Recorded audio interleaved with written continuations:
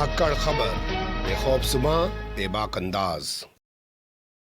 धाकड़ खबर के news room से मैं आपके साथ हूं अकरम रईस खान। 3 फरवरी की शाम उत्तर प्रदेश के हापुड़ में असदुद्दीन ओवैसी के काफिले पर हमला होता है। एक हमलावर मौके से पकड़ा जाता है, जबकि दूसरा हमलावर कुछ ही देर बाद गाजियाबाद के सिहानी गेट थाने में खुद को सरेंडर कर देता है। पुलिस दोनों को गिरफ्तार कर लेती है। उनके पास से हथियार बरामद दिखाते हुए उनको जेल भेज देती है 4 फरवरी की शाम तक। इस दौरान 24 घंटे का जो वक्त है, एक थ्योरी सामने आती है, वो ये कि असदुद्दीन ओवैसी को मारने की कोशिश नहीं की गई थी, असदुद्दीन ओवैसी को डराने की कोशिश की गई थी। पुलिस भी यही कहती है, मीडिया भी कहती है, और जो भगवा गैंग से जुड़े हुए लोग सामने आते हैं, अपना वीडियो वायरल करते हैं, वो भी यही कहते हैं। लेकिन 5 फरवरी को इस कहानी में नया मोड़ उस समय आ जाता है जब मंच से खड़े होकर असदुद्दीन ओवैसी कहते हैं कि मुझ पर कातिलाना हमला हुआ है, मेरी जान लेने की कोशिश की गई है। और उसके बाद मीडिया भी यही कहने लग जाता है। पुलिस के हवाले से मीडिया दावा करने लग जाता है कि साहब ये तो पिछले 15 दिन से असदुद्दीन ओवैसी को मारने की कोशिश कर रहे थे, और असदुद्दीन ओवैसी इन्हें देखकर शीशे के नीचे बैठ गए थे, इसलिए उन्होंने गोलियां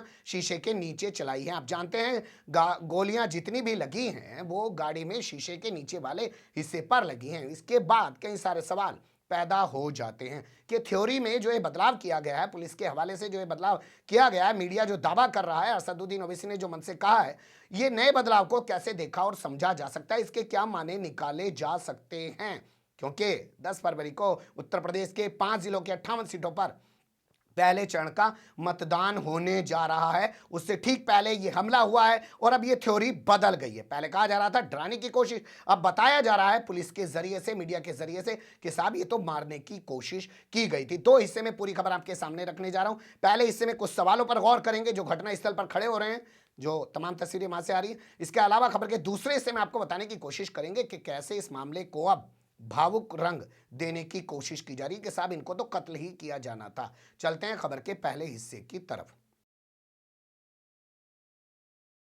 खबर के पहले हिस्से में कुछ चीजें आपके सामने रख देना ज्यादा बेहतर होगा। देखिए, गाड़ी आप देख सकते हैं जिसमें असदुद्दीन ओवैसी बैठे हुए थे। उनका कहना है इसको उनके साथी यामीन गाड़ी चला रहे थे, अचानक गोली चली, गोली लग गई और उसके बाद उनकी गाड़ी पंक्चर हो गई। पंक्चर होने के बाद वो दूसरी गाड़ी में बैठ के वहां से निकल गए। अब इस गाड़ी को देखने के बाद हर कोई जो आम आदमी है वो सवाल उठा रहा है कि भैया गोलियां शीशे के नीचे ही क्यों चली, शीशे के ऊपर क्यों नहीं चली हैं? गाड़ी में जितनी भी गोलियां लगी हैं वो नीचे वाली साइड में ही क्यों लगी? आम आदमी भी ये सवाल उठा रहा है, क्या ये सोचे समझे तरीके से किया गया? और कुछ नेता भी इस मामले में आगे आगे, जैसे ये नसीमुद्दीन सिद्दीकी हैं, कांग्रेस के नेता हैं, पहले बहुजन समाज पार्टी के नेता हुआ करते थे। इन्होंने कहा कि ये चुनाव में फायदा उठाने के लिए भाजपा और ओवैसी के बीच का मिला जुला खेल है।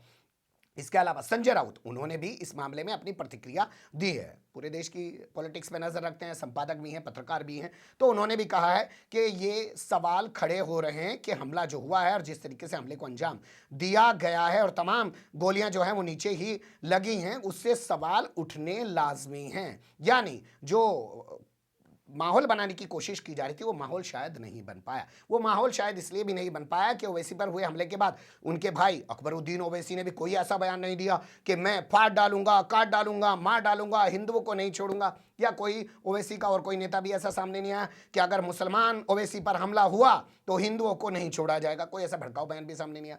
तो जो माहौल बन रहा था वो उल्टा बन गया। ये लगने लगा लोगों को कि पूरा मामला स्क्रिप्टेड है, पूरा का पूरा लिखा लिखाया है, प्लान वे में अंजाम दिया गया है, एक माहौल बनाने के लिए किया गया है। इसलिए सवाल ये खड़ा हुआ कि शायद भाजपा जो माइलेज चाहती थी वो नहीं मिल पा रहा है, ओवैसी जो माइलेज चाहते थे वो नहीं मिल पा रहा है, या ओवैसी को जो माइलेज भाजपा दिलाना चाहती थी वो नहीं मिल पा रहा है। इसलिए शायद कहानी में बदलाव हो गया। भाई इतना रिस्क ले रहे हो, इतने बड़े नेता पे हमला कर रहे हो, फिर भी गोलियां नीचे ही चला रहे हो, तो सवाल उठना तो लाजमी है। क्योंकि हिंदू सेना का नेता भी सामने आकर यह कह चुका है कि हम मारना नहीं चाहते थे, हम तो डराना चाहते थे, हम एक बार पहले ओवैसी के घर पे भी हमला कर चुके हैं। सुन लीजिए उसकी जबानी। ऐसा करने पे उतारू हो जाएं। आपको मालूम होगा कि पूर्व में भी आपके घर पर कुछ हिंदू सेना के कार्यकर्ताओं ने हंगामा किया, तोड़फोड़ की। ये सब उनका गुस्सा है। आप गुस्से की भावनाओं को समझो। गुस्से में बहुत कुछ हो सकता है, लेकिन हम गुस्से को काबू करना जानते हैं। हम लोगों की हत्या या मारपीट में विश्वास नहीं रखते।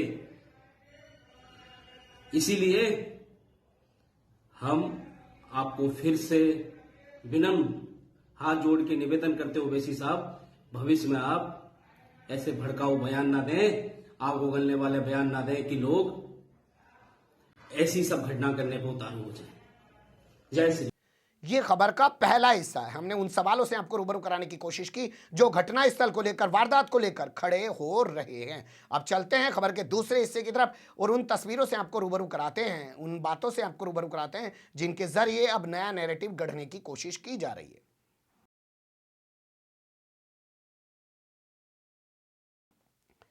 कैसे कैसे नया नैरेटिव गढ़ने की कोशिश की जा रही है, उसकी शुरुआत कल कैसे हुई वो आपके सामने रखते हैं असदुद्दीन ओवैसी के बयान से। कल असदुद्दीन ओवैसी फिर से एक बार उत्तर प्रदेश में थे।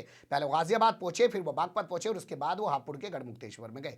जब वो बागपत के छपरौली विधानसभा में प्रचार कर रहे थे असारा गांव के अंदर, तो वहां खड़े होकर उन्होंने कहा कि हाँ, वो लोग मुझे मारना चाहते थे। उन्होंने एक दो नहीं 4-4 गोलियां मुझ पे चलाई, लेकिन अल्लाह ने मुझे बचा लिया। सुन लीजिए उनकी जबानी। हाँ, हमारी गाड़ी पर हमला हुआ, 4-4 गोलियां उन दो लोगों ने चलाई, मगर अल्लाह जिसको बचाना चाहता उसकी कोई जान नहीं ले सकता।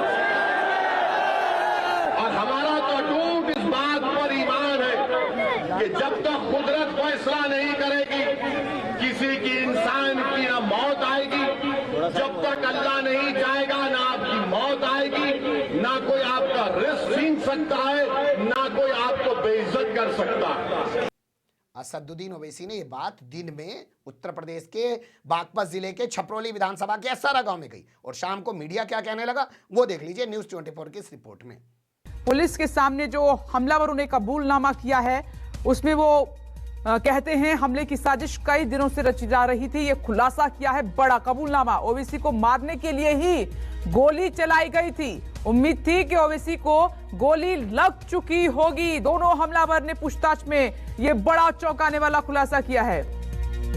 ओवैसी ने गोली चलाते हुए देख लिया था। ओवैसी नीचे झुके इसलिए गोली नीचे चली, उनको नहीं लग पाई। हत्या करने के इरादे से ही गोली चलाई गई। ये बड़ा कबूलनामा, बड़ा खुलासा। क्या ये इत्तेफाक है, क्या ये संयोग है या कोई प्रयोग है, ये आप लोग तय कीजिएगा। लेकिन चीजें जिस तरीके से सामने आई है 5 फरवरी को, उससे सवाल खड़े होने लाजमी हैं। खैर, इनको छोड़ देते हैं। ये जो कहानी बता रहे हैं इससे आगे आपके सामने हाल रखते हैं आज तक न्यूज चैनल का। आज तक के पास आरोपियों के बयान की एक्सक्लूसिव कॉपी है, जिसमें आरोपी सचिन ने कहा कि ओवैसी ने उसे गोली चलाते हुए देखकर खुद को छिपाने की कोशिश की, नहीं तो वो उसे मार डालता। बयान में आरोपियों ने माना है कि दोनों 15 दिन से लगातार ओवैसी का पीछा कर रहे थे। चुनावी सभा करने के लिए जहां भी ओवैसी जाते थे वहीं पर दोनों आरोपी हमले के इरादे से पहुंच जाते थे। मेरठ की रैली में भी हमला करने का इरादा था, लेकिन भीड़ भाड़ के चलते मेरठ में हमला नहीं कर पाए, इसलिए टोल प्लाजा पर अंजाम दिया।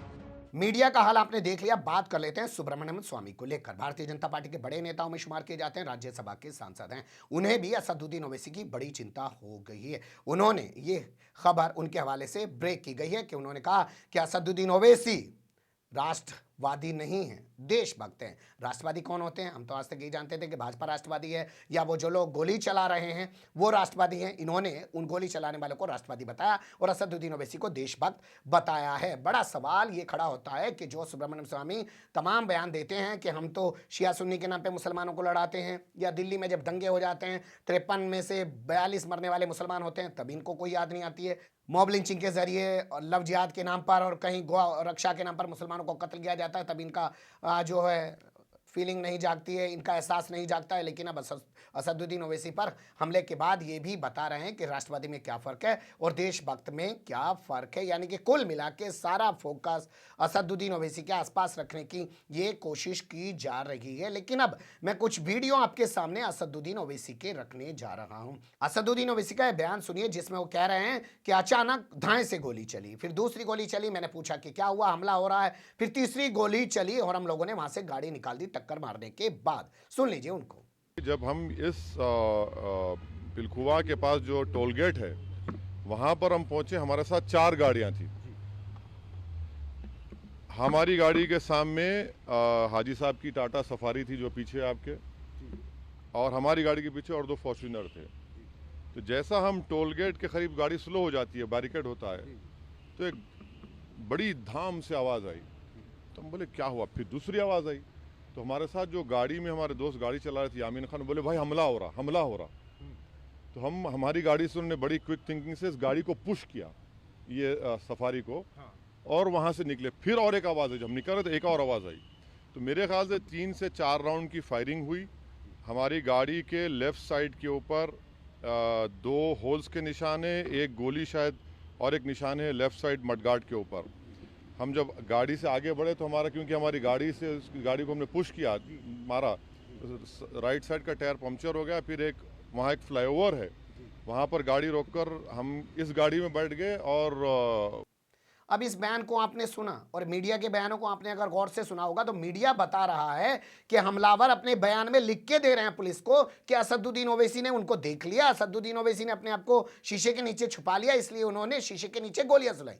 क्या असदुद्दीन ओवैसी ने ऐसा कुछ कहा कि असदुद्दीन ओवैसी ने उन्हें देख लिया था? क्या असदुद्दीन उन्हें देख के छिप गए थे? असदुद्दीन ओवैसी तो ऐसा कह ही रहे हैं। उनके बयान से साफ लग रहा है कि उन्हें तो पता ही नहीं था। उन्होंने अपने साथियों से पूछा भाई क्या हो रहा है, वो कह रहे हमला हो रहा है जी, हमला हो रहा है। अब दूसरा बयान मैं आपके सामने असदुद्दीन ओवैसी का रखने जा रहा हूं, उसे भी थोड़ा गौर से सुनिए। हमारे जब ये हमला हो रहा था, हमारे पीछे जो फॉर्च्यूनर थी जिसमें हमारे एक्स मेयर माजिद थे, उसके ड्राइवर ने एक शूटर पर गाड़ी चलाई, चढ़ा दी एक ऊपर। जो रेड हुडी पहना था, 2 लोग थे, रेड हुडी पहना था, एक वाइट जैकेट। तो जो रेड हुडी पहना हुआ था उसके ऊपर गाड़ी चलाई, उसके पैर पर चलाई, वो गिरा।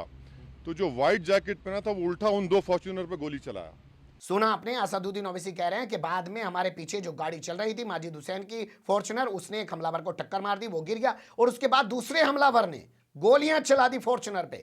यानी असदुद्दीन ओवैसी की गाड़ी पे भी नीचे गोली चली है, माजिद हुसैन की गाड़ी पे भी नीचे ही गोली चली है। हालांकि माजिद हुसैन की गाड़ी पर जो गोलियां चली हैं उस गाड़ी की तस्वीरें हमारे पास नहीं है, क्योंकि मीडिया में वो तस्वीरें सामने नहीं आई। लेकिन सवाल ये पैदा होता है कि चलो भाई, असदुद्दीन ओवैसी पे तो उन्होंने नीचे गोली चलाई, वो झुक गए थे जान बचाने के लिए। ये जो माजिद उन्हें टक्कर मार रहा है अपनी फॉर्च्यूनर से, तो कम से कम इस पे तो सीधी गोली चला देते। इस पे भी उन्होंने सीधी गोली नहीं चलाई, शीशे पे गोली नहीं चलाई, नीचे ही गोली चलाई है। तो ये जो मामला चेंज किया जा रहा है इस तरीके से, ये दिखाने बताने की कोशिश की जा रही है कि साहब असदुद्दीन ओवैसी पे असल में सीधे टारगेट किया जाना था। ये लोग बौखला गए, हड़बड़ी में भागते हुए इन्होंने नीचे से गोलियां चला दी, और ये पिछले कई दिनों से प्लानिंग कर रहे थे। ये नया नैरेटिव गढ़ने की कोशिश की जा रही है। इनके परिवार के लोगों का कहना है कि 3-4 दिन से ये लोग परेशान थे, जो हमलावर हैं, आरोपी हैं, पकड़े गए हैं। तो अगर 15 दिन से ये प्लानिंग कर रहे थे, तमाम तरीके की चीजें कर रहे थे, तो 15 दिन से किसी के नोटिस में क्यों नहीं आए? क्योंकि असदुद्दीन ओवैसी तो आराम से ऐसे ही भीड़ के बीच में घूमते रहते हैं, मंच पे खड़े रहते हैं। कहाँ किसी को हमला करने में कोई दिक्कत हो सकती है? इसी जगह को क्यों चुना गया और अब नैरेटिव क्यों बदला जा रहा है? चीज़ें थी तो आपके सामने रख दी, अच्छी बुरी जो भी लगी हो। भक्त बन के देखिएगा मत, सवालों के आसपास चीज़ों को देखिएगा तो शायद कुछ बेहतर ढंग से आप चीज़ों को समझ पाएँ। वरना तो भैया माहौल बना के चुनाव जीतने हारने की कोशिश की ही जा रही है। कमेंट्स के रूप में आप लोग अपनी राय दे सकते हैं, खबर को लाइक कर सकते हैं, चैनल को सब्सक्राइब कर सकते हैं और ज़्यादा से ज़्यादा हमारी खबरों को शेयर कर सकते हैं। फिर ऐसे ही किसी सुलगते हुए या उलझते मुद्दे लेकर मैं आपके सामने हूँगा हाजिर। फिलहाल अभी मुझे इजाज़त।